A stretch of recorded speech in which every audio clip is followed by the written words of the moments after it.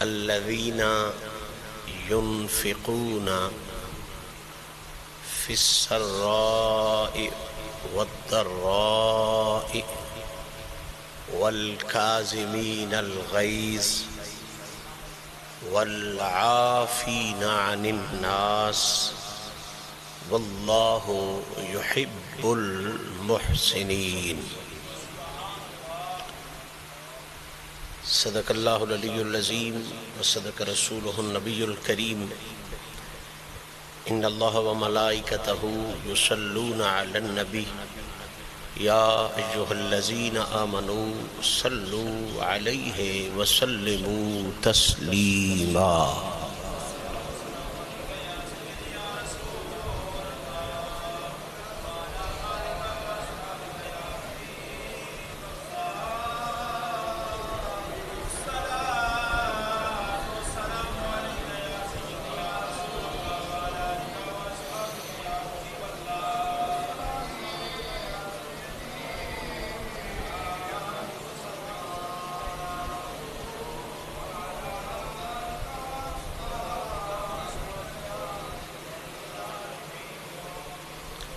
حمد و ثناء رب ذوالجلال اور ہدیہ درود و سلام بحضور سرور کائنات فخر موجودات شافع روز جزا محبوب رب علا جناب محمد مصطفیٰ صلی اللہ تعالی علیہ وآلہ وصحبہ وسلم پیش کرنے کے بعد آج کی یہ عفت مآب تقریب جو آستان عظمت نشان آستانہ عالیہ حسین آباد شریف پر جمعہ شریف کے پاکیزہ دن میں جامعہ مسجد مولائے کائنات جناب علی المرتضیٰ کرم اللہ وجہ الکریم میں مالک حقیقی کے ذکر،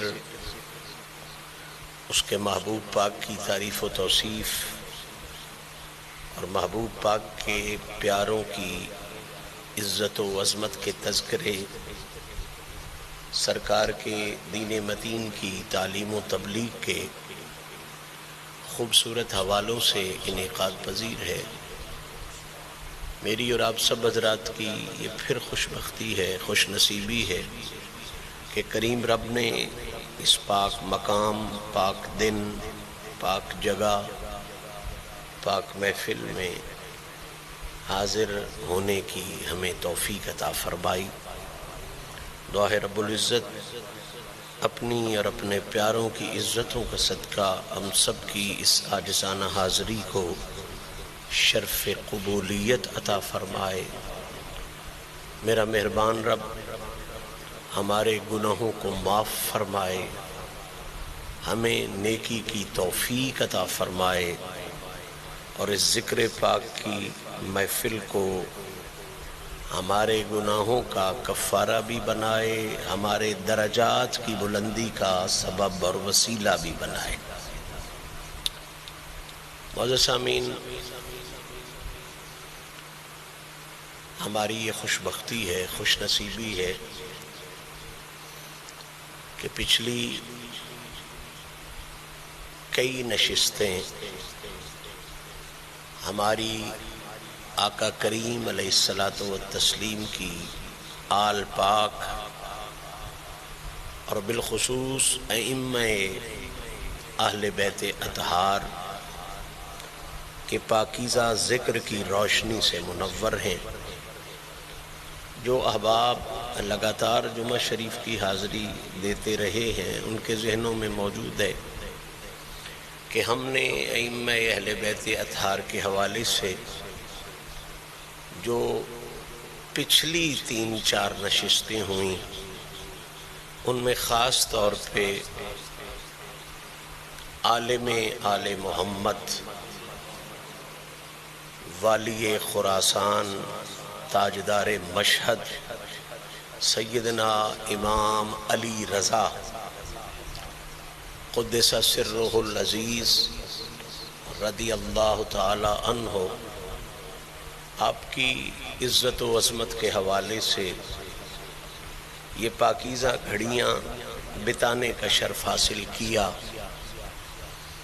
اور اس میں یقیناً مقصد ہمارا یہی تھا کہ ان پاکیزہ لوگوں کے ذکر سے ہم اس کیفیت سے سرشار ہو جائیں کہ ہمارا نام بھی آقا کے اور آقا کے بچوں کے غلاموں کی فہرست میں آ جائے، اور ان کی طہارت اور پاکیزگی کا صدقہ مالک ہمیں ظاہر کی پاکیزگی بھی عطا فرمائے اور باطن کی پاکیزگی بھی عطا فرمائے۔ آج کی اس نشست میں ہمارے پاکستان کے ماحول میں کچھ نام نہاد خرابیوں کو مد نظر رکھتے ہوئے، بغیر نام لیے ہمیں تو یہ اعزاز ہے کہ ہم تو ایک ترتیب کے ساتھ ایک خوبصورت سلسلے وار اہل بیت اطہار کے ائمہ کا ذکر پاک کر رہے ہیں، لیکن جو احباب سوشل میڈیا سے آگاہ ہیں، الیکٹرانک میڈیا کے ساتھ تعلق رکھتے ہیں، وہ اس بات کو سمجھتے ہیں کہ اگرچہ ہمارا سلسلہ بھی وہی چل رہا ہے، لیکن آج جس موضوع کو میں آپ احباب کے سامنے شروع کرنے کا شرف حاصل کر رہا ہوں، اس موضوع کی ضرورت ہمارے ماحول میں بھی ہے، معاشرے میں بھی ہے، ہماری دینی ضرورت بھی ہے، اور ہم جو گفتگو کا سلسلہ جاری رکھے ہوئے ہیں اس کو جاری رکھنے کے لیے بھی اس موضوع کی بھی ضرورت ہے۔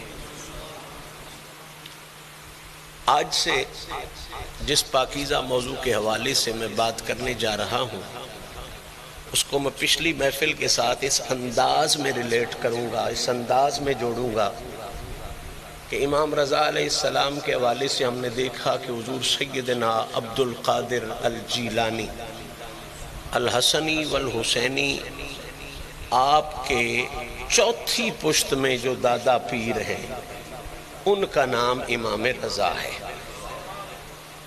چوتھی پیڑھی مرید امام رضا کا جو ہے وہ غوث الثقلین ہے، اور امام رضا کی عزت و عظمت کے حوالے سے ہماری گفتگو ہوتی رہی۔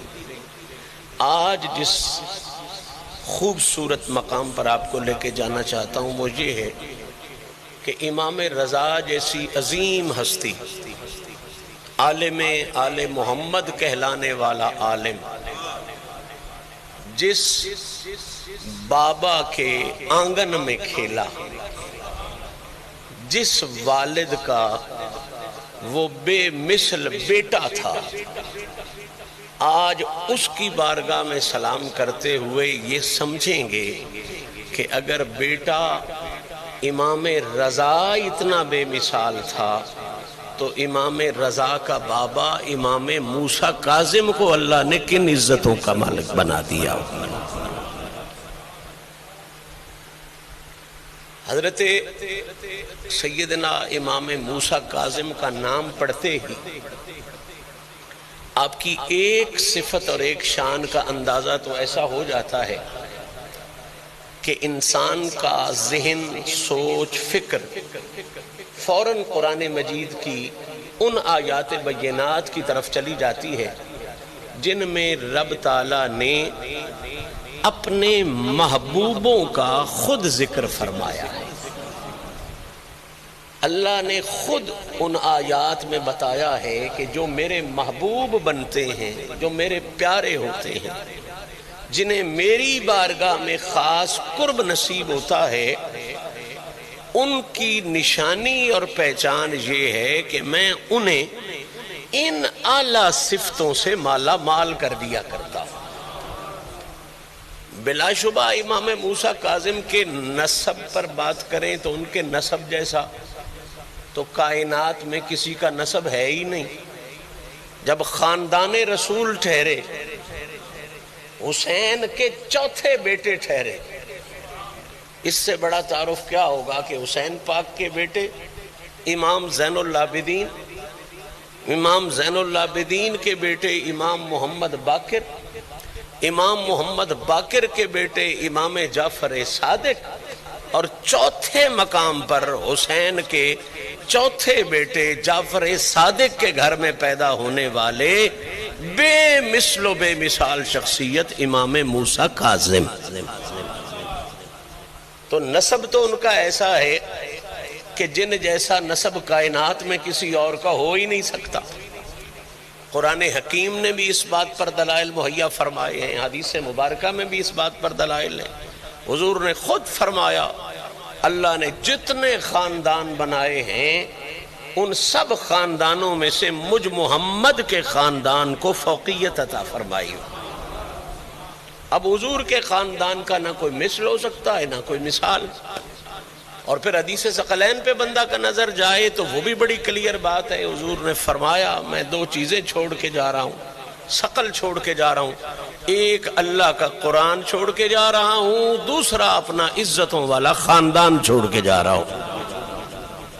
تو نسب پر تو میں سمجھتا ہوں سوچنا بھی بڑی بے وقوفی اور بے عقلی ہے.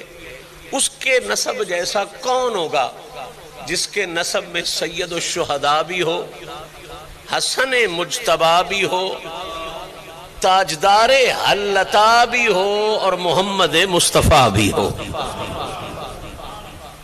کسی کی 7 پیڑھیوں کے بعد کوئی ایک ولی آ جائے نا تو اس کی لوگ عزت کرتے ہیں، جی نہ دیا اتے حضرت داؤد بندگی کی اولاد میں سے ہیں، یہ فلاں بزرگ کی اولاد میں سے ہیں، جی یہ اعلیٰ حضرت پیر سیال کی اولاد میں سے ہیں، یہ قبلہ عالم گولڈوی کی اولاد میں سے. جس کی 6 7 پیڑھوی میں کوئی ایک کمال کا آ جائے وہ بڑی عزت والا گنی جاتا ہے. تو امام موسیٰ کاظم کی 6 7 پیڑھوی کیا خود بھی بے مثال، باپ بھی بے مثال، دادا بھی بے مثال، پردادا حسین بھی بے مثال، پھر علی بھی بے مثال اور خود نبی بھی بے مثل و بے مثال. نسب کے حوالے سے تو کائنات میں میچ ہی کوئی نہیں، کوئی اور مقابل آ ہی نہیں سکتا. لیکن یہ بات بھی یاد رکھیں کہ اللہ نے اپنے حبیب کی اولاد کو جہاں نسب کی بے مثلیت دی ہے وہاں انہیں صرف نسب کی بے مثلیت ہی نہیں، ساتھ میں ان پر خصوصی کرم کر کے اپنے حبیب کی عزت کے لیے انہیں رب نے حسب کی بھی بے مثلیت عطا فرمائی ہے. میں لفظ تو کہہ گیا لیکن شاید کھول نہیں سکا. نسب کی بے مثلیت یہ ہے کہ ان کا تعلق بے مثال لوگوں سے تھا، وہ اولاد بے مثال لوگوں کی تھی. اور حسب کی بے مثلیت یہ ہے کہ صرف اچھوں کی اولاد ہی نہیں تھی بلکہ اللہ نے ان کی ذات کو بھی بے مثل اچھائیوں کا مالک بنا دیا ہوا تھا. صرف پدرم سلطان بود نہیں تھا کہ میرا باپ بڑا ہے، بلکہ اللہ نے انہیں وہ کردار دیا کہ بیٹوں کو دیکھ کے لوگوں کو اندازہ ہو جاتا تھا کہ جس کا بیٹا رضا ہو اس کا بابا موسیٰ کاظم کتنی شان والا ہوگا، اور جس کا بیٹا کاظم ہو اس کا بابا جعفر صادق کیسا ہوگا، جس کا بیٹا جعفر صادق ہو اس کا بابا محمد باقر کیسا ہوگا، اور جس کا بیٹا محمد باقر ہو اس کا بابا زین العابدین کیسا ہوگا، اور جس کا بیٹا زین العابدین جیسا ہو اس کا بابا حسین کیسا ہوگا. اللہ تعالیٰ نے انہیں یہ شان دیا، یہ شرف دیا، یہ عزت دی، یہ بلندی دی کہ یہ نسب کے حوالے سے بھی بے مثال ٹھہرے اور حسب کے حوالے سے بھی اللہ نے ایسی سیرت دی، ایسا کردار دیا کہ نہ صرف خود بے مثل بن کے سامنے آئے بلکہ انہیں دیکھ کے لوگوں کے ذہنوں میں مولا علی کی اور آقا نبی کی عظمت اس انداز میں راسخ ہوئی کہ اگر 8ویں پیڑھی والا علی کا بیٹا اتنا بے مثال ہے تو خود علی کو رب نے کتنا بے مثال بنایا. نبی کا بیٹا 8ویں پیڑھی والا اتنا کمال کا ہے تو خود نبی کتنا بے مثال ہوگا. لاکھوں عیسائیوں نے، نصرانیوں نے، یہودیوں نے انہیں دیکھ کے کلمے پڑھے، ان کی زیارت کر کے کلمے پڑھے کہ اگر ان کے بیٹے اور پوتے اور پڑپوتے ایسے ہیں تو خود محمد کو رب نے کتنی عزت دی۔ سیدنا امام موسیٰ کاظم علیہ السلام کے نسب پر میں نہیں بات لے جا رہا، میں آج آپ کی گفتگو کا نقطہ جو ہے وہ حسب پر رکھنا چاہتا ہوں کہ موسیٰ پاک صرف وہی نہیں تھے کہ ان کے باپ دادا بے مثال تھے یا ان کے آباء و اجداد بے مثال تھے، موسیٰ کاظم اس شہنشاہ کا نام ہے کہ جن کی اصل تو بے مثال ہے ہی تھی، اللہ نے ان کے کردار اور سیرت کو بھی اس وقت پوری کائنات میں بے مثل و بے مثال بنایا ہوا۔ جب بھی بندہ کسی کی سیرت پہ بات کرتا ہے نا جی، تو فطری طور پر انسان کی سیرت اور کردار کے دو حصے ہوتے ہیں اصولی طور پر۔ ایک سیرت کا وہ حصہ ہوتا ہے جو اس کا تعلق خدا کے ساتھ بیان کرتا ہے۔ سیرت کے دو حصے ہیں، کسی بندے کے بھی کردار کے دو حصے ہیں، آپ کے بھی میرے کے بھی۔ ایک وہ حصہ ہے جو اس تعلق کو بیان کرتا ہے کہ اس بندے کا خالق کے ساتھ کیسا تعلق ہے، اور دوسرا حصہ یہ ہوتا ہے کہ اس بندے کا مخلوق کے ساتھ کیسا تعلق ہے۔ آپ جتنی باتیں بھی لے آئیں، نماز، روزہ، حج، زکوٰۃ، یہ ساری چیزیں یا پہلے حصے سے تعلق رکھتی ہیں کہ بندے کا خدا سے کیسا تعلق ہے، باقی سچ بولنا، صدقہ کرنا، خیرات کرنا، فیاضی، پردے ڈالنا، غصہ پینا، عفو درگزر کرنا، اس کا دوسرے حصے سے تعلق ہے کہ مخلوق کے ساتھ کیسا تعلق ہے۔ پوری انسان کی سیرت دو حصوں پر مشتمل ہوتی ہے، خدا کے ساتھ تعلق اور مخلوق خدا کے ساتھ تعلق، اور یہ دونوں تعلق آپس میں بڑے جڑے ہوئے ہیں، صحیح معنوں میں اگر ہوں تو بڑے جڑے ہوئے ہیں کہ جس کا خدا کے ساتھ تعلق ہوتا ہے وہ مخلوق کو خراب نہیں کرتا، اور جس کا مخلوق خدا سے تعلق ہوتا ہے وہ کبھی خدا سے اپنا تعلق خراب نہیں کرتا۔ خرابی وہاں پیدا ہوتی ہے جہاں نقلی تعلق ہو، اصلی تعلق ہو تو دونوں حصوں میں خرابی نہیں ہوتی۔ جس نے مخلوق سے پیار کر لیا اللہ اس پہ کرم کرتا ہے، اس کا اپنے ساتھ تعلق کمال کا بنا لیتا ہے، اور جس نے خالق کی عبادت صحیح کر لی صحیح معنوں میں اس پر بھی مہربانی ہو جاتی ہے، وہ مخلوق میں فساد کرنے والا نہیں رہتا، وہ مخلوق کو آباد کرنے والا بن جاتا ہے۔ ڈنڈی وہاں بنتی ہے جب بات تعلق کی نقلی آ جائے، جیلی آ جائے، منافقت اور ریاکاری والی آ جائے۔ اب جو ریا کا تعلق خدا سے رکھتا ہے وہ مخلوق کا بھلا بھی نہیں کرتا، اور جو ریا کا تعلق مخلوق سے رکھتا ہے اس سے خالق کا تعلق بھی نہیں نبھایا جاتا۔ میں ذمہ داری سے یہ جملہ حسب امام موسیٰ کاظم میں، عزت امام موسیٰ کاظم میں کہہ رہا ہوں، دو ہی باب ہیں انسان کی سیرت سے، خدا کے ساتھ تعلق، مخلوق کے ساتھ تعلق۔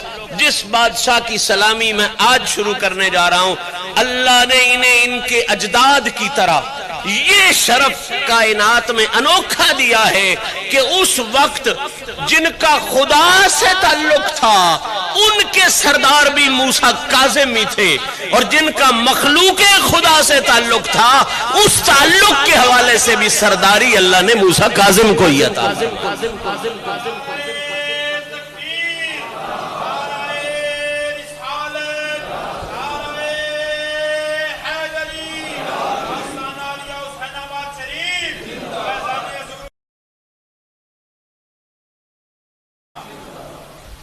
خدا کے ساتھ تعلق کو عام لفظوں میں اگر بیان کیا جائے تو اس کا نام ہوتا ہے عبادت۔ کیا نام ہے؟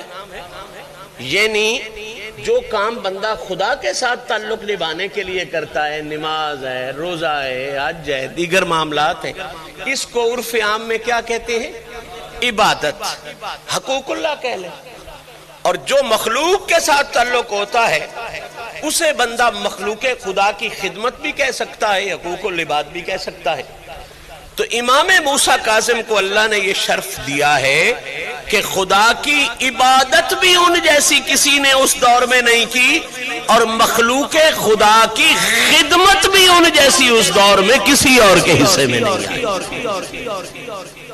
اب یاد رکھو اس خاندان کی عبادت کا شروع سے ایک حسن ہے، سکھ میں سجدہ تو ہر کوئی کرتا ہے، یہ دکھوں میں سجدہ کرنے کے بادشاہ ہے، قالین پہ سجدہ ہر کوئی کرتا ہے، یہ بچوں کے خون سے لتھڑی ہوئی زمین پر بھی سجدہ کرنے کے عادی ہیں۔ امام حسین جسم پر 1960 زخم، اس سے بڑی کوئی تکلیف ہوتی ہے؟ بیٹوں کی شہادت، مسافری، قسم پرسی، اور اس حالت میں آخری سجدہ کرتے ہوئے وہ کہہ رہا ہے یا اللہ میں تجھ سے راضی ہوں، میں تجھ سے راضی ہوں، میں تجھ سے راضی ہوں۔ یہ راستہ بتا گئے ہیں کہ اللہ نے جس طرح انہیں نسب و نسبت میں بے مثال بنایا ہے، اسی طرح انہیں ذوق عبادت میں بھی بے مثل و بے مثال بنایا۔ اب اپنی اپنی کربلا ہے، حسین کے دور کی کربلا اپنے لیول کی تھی، امام زین العابدین کے دور کی کربلا اپنے لیول کی ہے، ہمارے دور کی کربلا اپنے لیول کی ہے۔ جتنا کسی کا جثہ ہے اتنا ہی کسی کا حصہ ہے۔ ظاہری بات ہے جسے جرت محمد مصطفیٰ ملی ہو، جسے نبی نے پالا اور سکھایا ہو، وہ چھوٹی کربلا والا تو نہیں نہ ہوتا، وہ تو سب سے بڑی کربلا والا ہوتا ہے۔ امام حسین تو سب سے بڑی کربلا والے ہیں، لیکن یہ سسٹم جاری ہے، وَلَنَبْلُوَنَّكُمْ بِشَيْءٍ مِّنَ الْخَوْفِ وَالْجُوعِ وَنَقْصٍ مِّنَ الْأَمْوَالِ وَالْأَنفُسِ وَالثَّمَرَاتِ۔ اور یاد رکھیں، یہ جملہ دل کی تختی پہ لکھ کے جائیں اور پلے باندھیں، حضور کی ذات پر بھی بے شمار تکلیفیں آئیں۔ نبی پاک صلی اللہ علیہ وسلم نے خود فرمایا 1,24,000 نبیوں پر اتنی تکلیفیں نہیں آئیں جتنی اکیلے مجھ محمد پر آئی ہیں۔ سرکار کا فرمان عالی شان ہے، اور ظاہری بات ہے اللہ جتنے مصائب دیتا ہے پھر اتنے ہی درجے بھی عطا کرتا ہے۔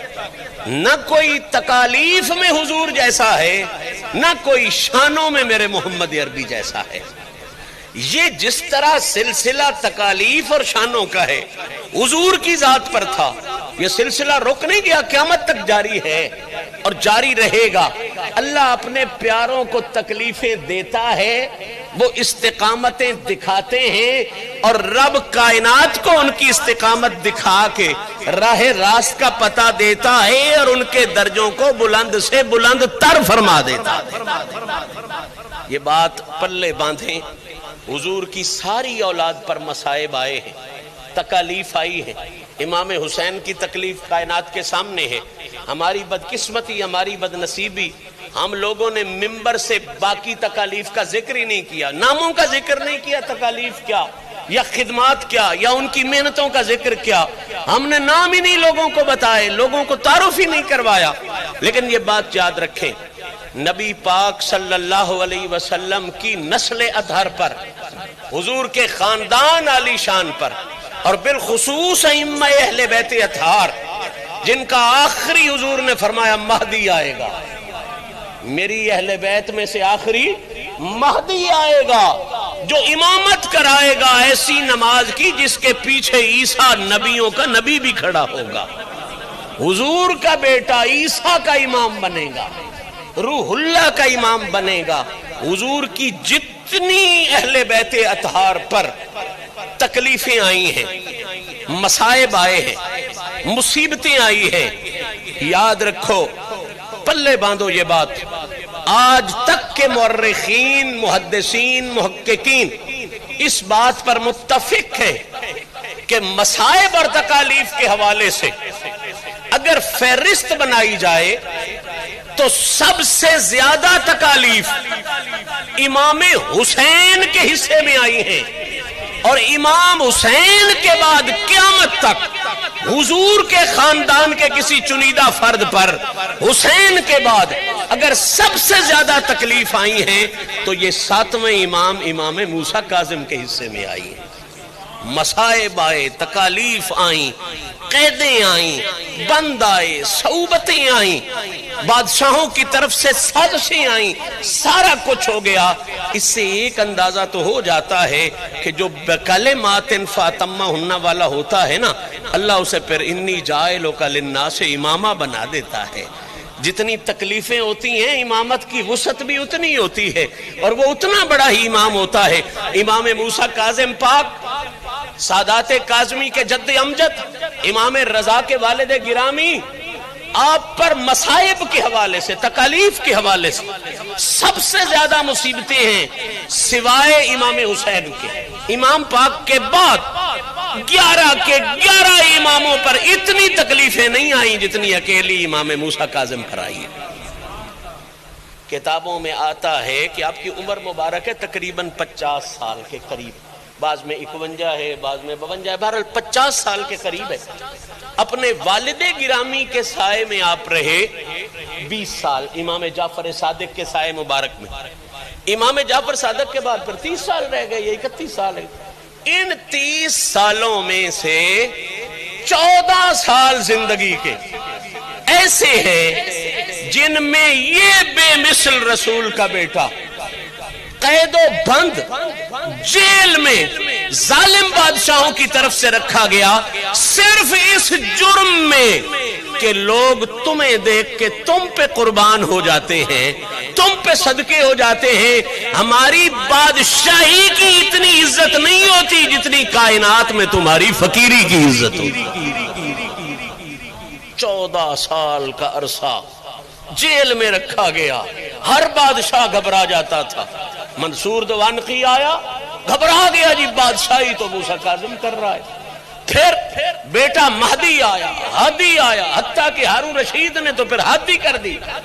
اور ایک ہی جرم تھا، نہیں کوئی بغاوت، نہیں کوئی مخالفت، صرف حسد یہ تھا کہ بادشاہ بیٹھا ہو اسے کوئی نہیں دیکھتا، یہ موسیٰ کاظم مصلی پہ بیٹھا ہو لوگ اس کے قدموں کو چومنا شروع ہو جاتے۔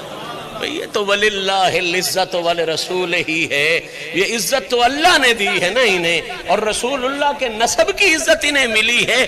یہ کون سا جرم ہے جس کی تو سزا دیتا پھر رہا ہے؟ میں بات کر رہا تھا خدا کے ساتھ تعلق کی، تو قبلہ سکھوں میں تو عبادت ہر کوئی کرتا ہے، گھر کے مصلی پر عبادت تو ہر کوئی کرتا ہے، اپنے محلے کی مسجد میں نماز تو ہر کوئی پڑھ لیتا ہے، اپنے گھر کے مصلی پر نماز تو ہر کوئی پڑھ لیتا ہے۔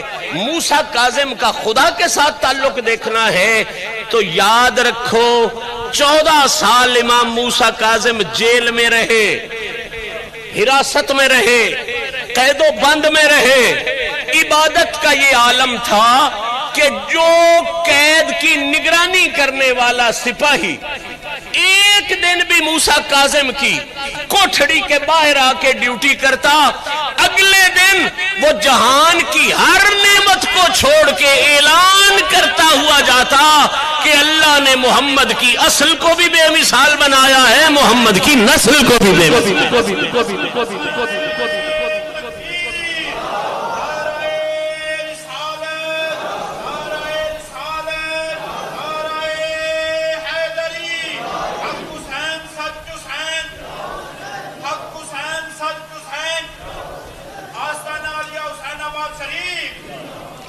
قید و بند میں سکھ نہیں، لوگ مسلح ڈال کے دینے والے نہیں، وضو کرانے والے خادم نہیں، جیل کے اندر، کوٹھڑی کے اندر رسول اللہ کا یہ بیٹا پابند ہے۔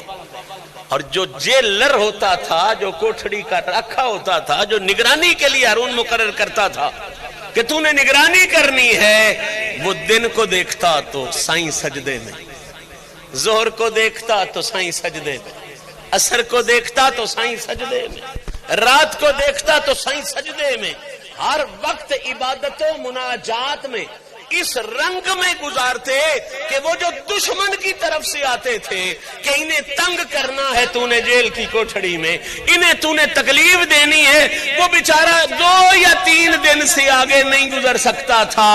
امام موسیٰ کاظم کے یہ معاملات دیکھ کے کہتا تھا، لوگوں اس کو دیکھ کے اندازہ ہوتا ہے جس کا پوتا اتنا بے مثال ہے وہ محمد کتنا بے مثال لوگ، یہ کتنے پاک لوگ ہیں، یہ کتنے پاکیزہ لوگ ہیں، یہ کتنے ستھرے اور نفیس لوگ ہیں۔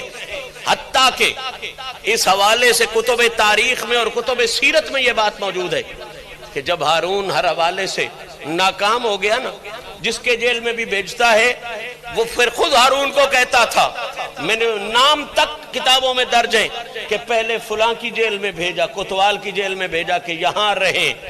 کچھ ہی عرصے بعد وہ جو کوتوال یا افسر تھا وہ ہارون کو کہتا، بابا میں اپنی کوتوالی اور جیل میں اس جیسے بادشاہ کو نہیں رکھ سکتا، اس کی زندگی ایسی ہے، اس کا کردار ایسا ہے، میں کیسے ہتھکڑیاں لگاؤں، میں اسے کیسی چابیاں لا کے رکھوں۔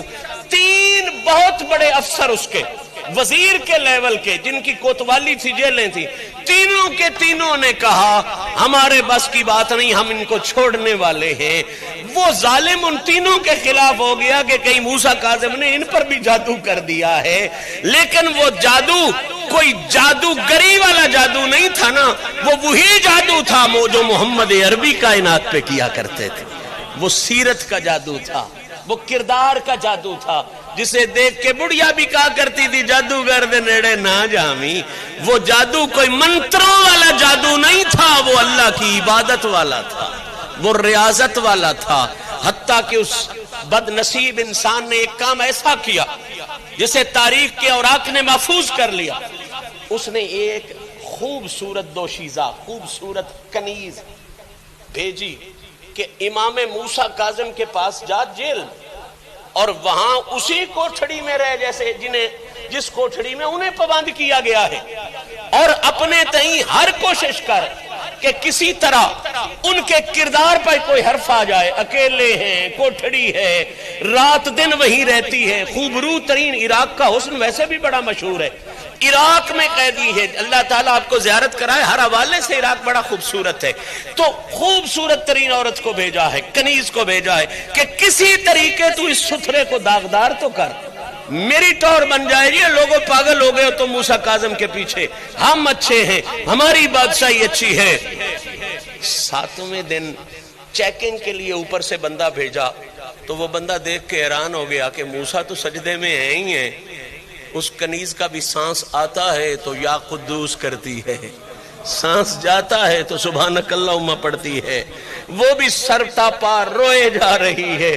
7ویں دن رپورٹ پہنچی، جس کام کے لیے تو نے کنیز کو بھیجا تھا نا، وہ تو الٹی گنگا بہ رہی ہے، تو نے بھیجا تھا کہ موسیٰ کاظم کو اپنی طرف لے آئے، اب وہ جو تو نے کنیز اتنی بڑی چن کے اس حوالے سے جو بڑی چنی ہوئی تھی، جو تو نے ادھر بھیجی تھی نا کہ ان کے کردار پر حرف آئے، عجیب تماشا ہے، اس کا سانس آتا ہے تو خدا کا ذکر کرتی ہے، سانس جاتا ہے تو خدا کا ذکر کرتی ہے، اس کی آنکھوں سے آنسو روا ہے۔ ہارون نے فوراً طلب کیا اس کنیز کو، جو اس وقت بغداد میں بہت مشہور تھی اور بڑا اس حوالے سے اس کا نام تھا، اس نے کہنے لگا تو اتنی بڑی تعلیم یافتہ اس حوالے سے اور اتنی بڑی تو تجربے کار، تجھے کیا ہوا کہ تو بجائے اپنے دام میں پھنسائے تو خود یا قدوس کر رہی ہے، تو خود یا اللہ کر رہی ہے، اللہ کا نام لے رہی ہے۔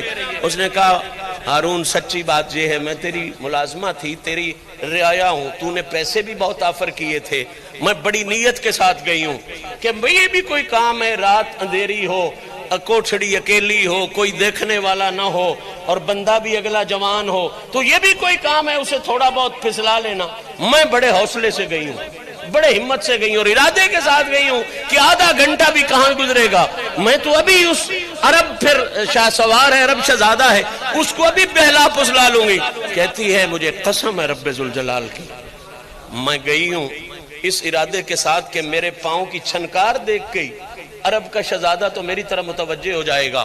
میں پہنچی ہوں، وہ نماز میں تھا، میں ہلتی رہی ہوں، وہ نماز میں رہا ہے، میں اپنے تئیں اچھا کچھ گاتی بھی رہی ہوں کہ شاید آواز میری پر متوجہ ہو جائے، وہ پھر بھی اپنی مستی میں مست تھا۔ جب انہوں نے سلام پھیرا ہے، میں قریب ہوئی ہوں اور میں نے اپنا مدعا بھی عرض ہی نہیں کیا، تو کوئی ایسا مرحلہ آیا ہے کہ مجھے آپ نے پوچھا ہو کنیز تو کدھر آئی ہے؟ اس نے کہا ادبن حضور میں آپ کی خدمت کے لیے آئی ہوں، میں آپ کی نوکری کے لیے آئی ہوں۔ کہتی ہے آپ کا وہ جلال تھا کہ میرا جسم کانپ گیا، اور آپ نے ہاتھ کا اس طرح اشارہ کیا، فرمایا جا کنیزوں کی، تیرے جیسی کنیزوں کی ہارون کو ضرورت ہوگی۔ مجھے اللہ نے بے مثل خادموں اور بے مثل محلوں کا مالک بنا دیا ہوا. کنیز کہتی ہے سائیں کا ہاتھ اس طرح اوپر اٹھا، میری آنکھوں سے پردے ہٹے. وہ جنات عدن تھی، بہشت تھا یا کیا تھا؟ میں دیکھتی ہوں بے مثل حوریں، بے مثل غلمان، باغات موجود ہیں، اور وہ ہر چیز موسیٰ کاظم کے اشارے کی منتظر کھڑی ہوئی ہے. آپ نے فرمایا تیرے جیسی کنیزوں کی ضرورت اسے ہوگی، مجھے اللہ نے بہت کچھ دے رکھا ہے. کہتی ہے جب میں نے یہ منظر دیکھا میں سمجھ گئی میری کہانی اور ہے، ان کی روانی اور ہے. میں قدموں میں پڑ گئی اور کہا حضور معافی دیجئے. آپ نے کہا میرا تو نے جرم ہی کوئی نہیں کیا، میں تو جرم کرنے والوں کو بھی معاف کر دیتا ہوں، تو نے جرم ہی کوئی نہیں کیا. کرم ہوا جس دن سے یہ منظر دیکھا ہے میری ایک سانس بھی نہیں گزری جو ذکر خدا سے خالی ہوئی ہے. یہ ہے خدا کے ساتھ تعلق ان کا، یہ ہے ربط ان کا خدا کے ساتھ، کہ قید میں وہ مناظر ہیں، تکلیف میں خدا کی بارگاہ میں وہ حاضریاں ہیں. بلکہ عجیب بات کروں عبادت کے حوالے سے، میں شاید اگلے لمحے تک آج نہ پہنچوں لیکن اگلی نشست میں ضرور پہنچوں گا. دنیا میں کسی کو قید ہوئی ہو، کبھی قید والے نے یہ بھی کہا یا اللہ تیرا شکر ہے. اسی تے اکثر جیلاں چندے رہنے آن سان کدی والے تے بڑا پتہ ہے. میں بڑے بڑے چودھری ڈٹھے ایتھے جڑے بڑے پاٹے ہوندے نا جیل جا کے انہاں ملی ہے نا ہکو گل کر دین شاہ جی جیڑا سبب لگے ایتھوں کسے سبب کڈاؤ. گرمی ہوے تامی سردی ہوے تامی بڑے بڑے پاٹے خان جڑے نہیں ہوندے وہ جیل وچ، حالانکہ جی وہ مراحل نہیں انہاں دی جیل دے ہوندے، او قیداں تے او سہولتاں تے او تکلیفاں جڑیاں بادشاہ آپ دے ویندے ہوندے ہن تے اپنی مرضی نال تے عام ملزم ہوندے. انہاں دے پکھے بھی ہوندے، روٹیاں بھی ہوندیاں، موجاں بھی ہوندیاں نا، ساری دیہڑ پوچھدا بھی کوئی نہیں. لیکن بڑے تو بڑے پاٹے خان مل کے ایمان نال پیریں ڈے ویندے تے آ دن جیوں جان دے ہو نا آ ایتھوں کڈاؤ. باہر دی ہر شے مجبوری والی جل لساں آ تکلیف برداشت ہوندی تے جیتنے جیل لے والے ہوندے سارے اوکھے ہوندے. گل بھی صحیح ہے، آزاد بندے واسطے جیل بڑی مشکل ہے. اور پھر جیل اتنی مصیبت والی. تاریخ انسانیت وچ موسیٰ کاظم دے صبر نو اپڑ سوچ، ادا خدا نال تعلق سوچ، ذوق عبادت سوچ. آپ نو ایک جیل چو بھیجیا جاندا ہا، آپ جاندیاں جا کے 2 نفل شکرانے دے ادا کر دیا. شکرانے دے نفل ادا کرنے تے آکھنا کی یا اللہ میں تینات داس میں ان کو لگا جیا ویڑا دے، میں تیری عبادت کراں. سونے ربا تو میری کیڈی سن لئی، سونے ربا تو میری کیڈی سن لئی ہے، میں ویلا ویڑا دے چھڑے. اس اگے تو اوکھی جیل وچ اور گل دینا. آپ نے پھر جا کے یہ کچھ کرنا، نفل پڑھنے تے رب دا شکر ادا کرنا. یا اللہ ایتھے اگے نالوں تکلیف بڑی ہے، تیری یاد اگے نالوں بڑی ہونی شروع ہو گئی ہے، تیرا ذکر اگے نالوں بڑے ذوق نال ہوندا ہے، بڑی مستی نال ہوندا ہے. اے خدا نال بندے دا تعلق. سن تے جٹ دکھ آوے تاوی خدا بھول جاندا ہے، جٹ سکھ آوے تاوی خدا بھول جاندا ہے. اے کائنات دے بادشاہ والا سکھ وی نہ کولے تے جیل دے سب تو اوکھے قیدی والا دکھ وی نہ کولے. نہ اس بادشاہی وچ خدا نال تعلق خراب کر دین، نہ اس اوکھیائی وچ خدا نال تعلق خراب کر. انہاں دا ذوق عبادت ویکھ، حسب ویکھ، محنتاں انہاں دیاں ویکھ. جیل وچ رہ کے رب دا شکر ادا کرنا. یا اللہ تیری کیڈی مہربانی ہے. میں تین عرض کردا ہوندا مالکا میں ان کو ویلا ویڑا دے. اوتھے مدینے رہاں تے میرے کو بندے مسئلے پوچھنے والے آئے رہندے آن، گلاں کرنے والے آئے رہندے. تے مالکا تیری کیڈی مہربانی ہے، تو میں جیل دے چھڈی ہے، ایتھے میں لگا ہو کے تیری عبادت کردا رہا. کیا ذوق ہے، کیا شان ہے اور کیا عظمت ہے. اصل رسول بھی بے مثال، نسل رسول بھی بے مثال. اور آپ دا ایک جملہ سنو عبادت دے حوالے نال اور دعا اور مناجات دے حوالے نال. میں جس ویلے دا پڑھیا خدا دی قسم ہے ذہن بھی وجد کر رہا ہے، دل بھی وجد کر رہا ہے. ایڈا ستھرا، ایڈا نفیس، ایڈا اچا، ایڈا نیک، ایڈا پاکیزہ رسول آپ دس کے گئے ہون با میرا پتر ہی ہو جو ہو سی. ایڈی شان والا ہو کے آپ سر سجدے چ رکھ کے ایک فکرہ بول دے ہوندے آن. کاش وہ فکرہ اگر عربی کوئی سمجھنے والا ہوندا تو دا سواد ہی وکھرا ہے. ترجمہ مڑ ترجمہ ہی ہوندا، دا ٹھٹ تے نہیں بندا. پر میں کوشش ضرور کرنا دا ترجمہ کرنے دی. سر سجدے چ رکھ کے ہکو گل آ دیان، یا اللہ میرے جیڈا گناہ ہی جہان تے کوئی نہیں. یہ تو میں نہیں موسیٰ کاظم پہ آدھن. موسیٰ کاظم پہ آدھن یا اللہ گناہ اللہ عظم میرے نارو اگاں کوئی نہیں, میں گناہ اللہ ڈیر واد دوں تے سونے تو بخشن اللہ ڈیر واد دوں. آئے ہائے میں گناہ اللہ اخیر تے ہاں تے تو بخشن اللہ اخیر تے ہاں. دے ناڑا دیان مڑ جوڑ تے ہی بندہ ہے نا بجیڈا وڈا میں گناہیاں ایڈی باری بخشش میں نتا فرما. کیا شان ہے, کیا عزت ہے انہاں لوگاں دی. اللہ پاک انہاں دی سیرت انہاں دے کردار نو سن کے سمجھ کے انہاں دی محبت بھی عطا فرمائے اور انہاں دی سیرت تے عمل کرن دی بھی توفیق عطا فرمائے. حقیقی رہنما لوگ, آئیڈیل لوگ, وہ لوگ جنہاں واسطے رب فرمایا صراط الذین انعمت علیہم, جنہاں تے اللہ دے خاص انعام نے. اللہ تعالیٰ انہاں دا صدقہ ساڑیاں عزتاں بھی سلامت فرمائے.